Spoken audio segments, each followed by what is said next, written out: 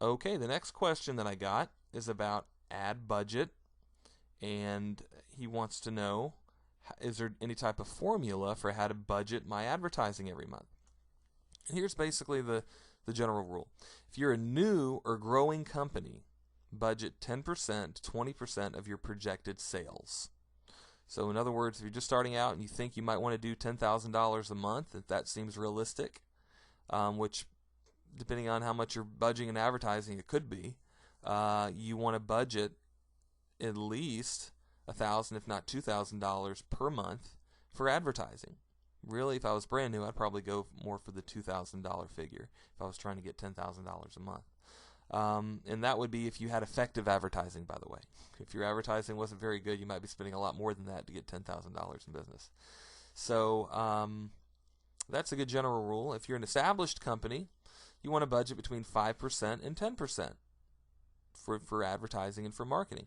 Now, let me tell you this, too. A lot of guys tell me, well, I don't advertise at all. If you send a newsletter or a postcard or anything to your current clients, you're advertising. Advertising is defined as money spent on a media to gain new business or to gain business. So sending out a postcard to your current clients, a newsletter, that's part of your advertising budget.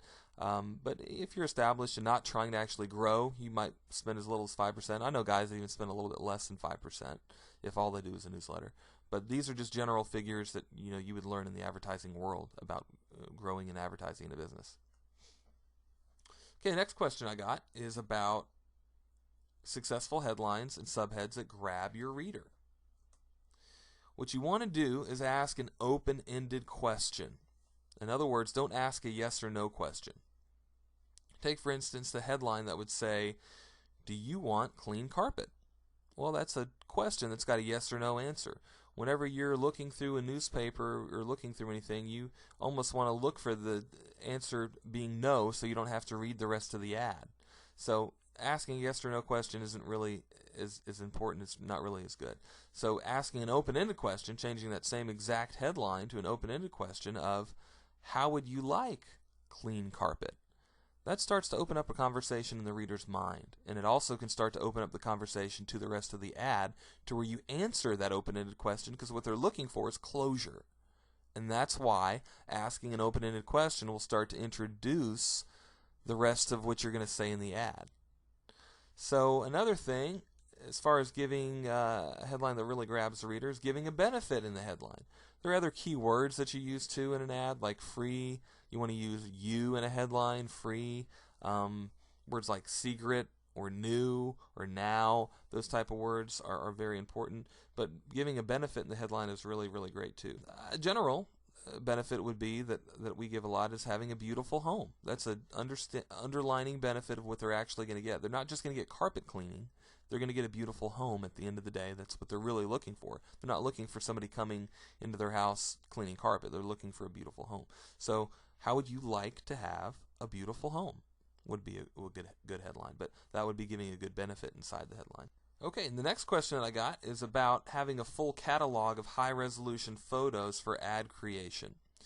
And the question was kind of, the way it was worded was, are you going to be including anything like that in the new program? Are you working on anything like that?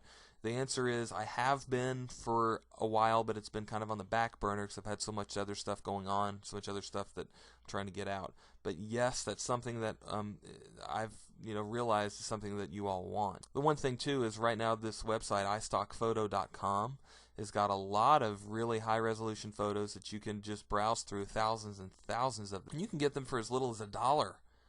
For an internet image, for an image that's a higher resolution. By the way, if you want something to go in a print ad or to be printed out at all, you want at least a 300 dpi resolution, and those are maybe a whole $10 or $15. So that's not going to break your bank. So that's a really good place to go to for photos. They got pictures of dogs, kids. They've even got a few pictures of guys cleaning carpet, which again too isn't always the most beneficial thing you can put in an ad, because what they're not looking for is some sweaty guy cleaning carpet. What they'd rather look at is pictures of dogs or kids. But iStock Photo is a great source to go through for that. But the answer to that question is yes, we are working on a catalog of high-resolution photos in the near future. I just don't know how near.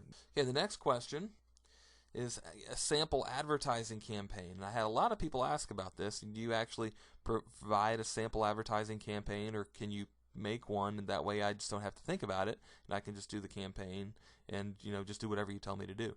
The answer is yes, and we do have the neighborhood advertising campaign actually at hitmanadvertising.com/neighbor that a lot of people throughout the whole country have had really good success with, even guys in the UK and Australia.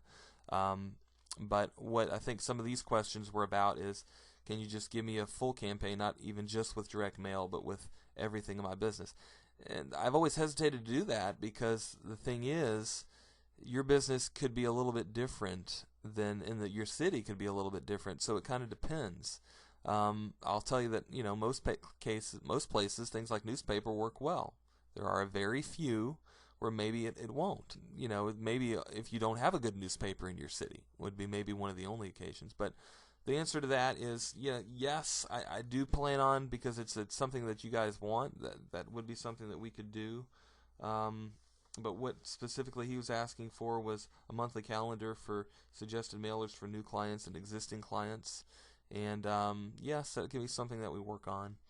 The thing is, with new clients, obviously the main thing is mail to them at least every other month, if not every month. With the way we'll like to do it sometimes is alternate a newsletter, the next month a postcard.